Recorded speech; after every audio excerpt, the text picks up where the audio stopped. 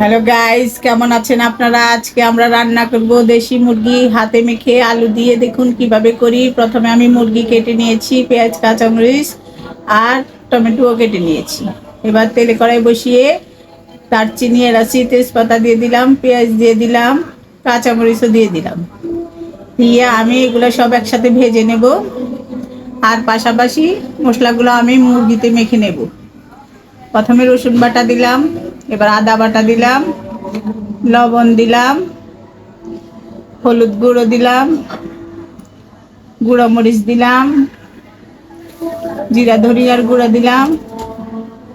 দিয়ে আমি সব মেখে নেব একসাথে। মুরগির সাথে সবগুলা মশলা একসাথে ভালো মতো মেখে নেব। নিয়ে 5 মিনিট রেস্টে রেখে দেবো। আর এই পাশে আমি পেঁয়াজ কাঁচামরিচের সাথে টমেটোও দিয়ে দিলাম, দিয়ে ভাজবো। ভেজে এবার আমি ম্যারিনেট করা মুরগির মাংসগুলো দিয়ে দিব। দিয়ে এবার আমি ভালো মতন পেঁয়াজের সাথে মশলাগুলো সহ মাংসগুলো ভেজে নেব। আর এখানে বাকি কিছু মশলা রয়ে গেছে, এগুলো ঢেলে দেব। দিয়ে আরও কিছুক্ষণ ভাজবো।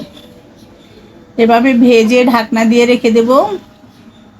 এই যে মুরগি মাংস থেকে পানি বেরিয়ে গেছে, এই পানিতে আমি মুরগিটা কষিয়ে নেব। আর কয়েকটা আলুও দিয়ে দিব। দিয়ে আরও কিছুক্ষণ ঢাকনা দিয়ে রেখে দিয়েছি। পাশাপাশি আমি কতক্ষণ বড় বড় নাড়ছি, নেড়ে দিয়েছি। এবার আমি আর একটু গরম পানি দিয়ে দেব। দিয়ে মুরগির মাংসগুলো আর কিছুক্ষণ রান্না করে নামিয়ে নেব। এবার আমি রাঁধুনি গরম মশলা দিব।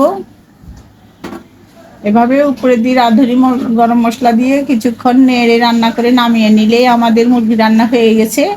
হাতে মেখে দেশি মুরগির ঝোল আলু দিয়ে খুব টেস্টি হয়।